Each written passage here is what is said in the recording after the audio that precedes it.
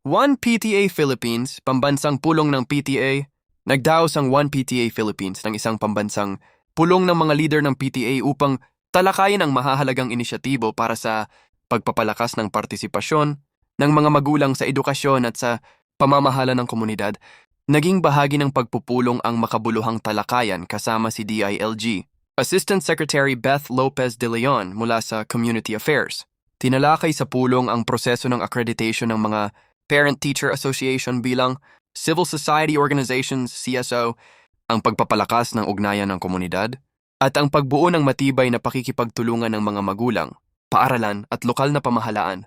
Kasama rin sa mga napag-usapan ang mga plano sa mga proyekto, kooperatiba at strategic planning upang higit pang mapalakas ang papel ng mga magulang bilang katuwang sa paghubog ng kinabukasan ng mga mag-aaral at ng pamayanan.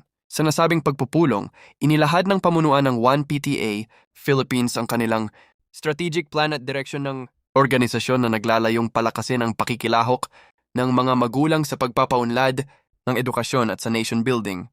Ang pakikipag-ugnayang ito sa Department of the Interior and Local Government ay nagpapakita ng kahalagahan ng pakikipagtulungan ng pamahalaan at civil society upang makabuo ng mas matatag na komunidad at mas magandang kinabukasan para sa mga batang Pilipino.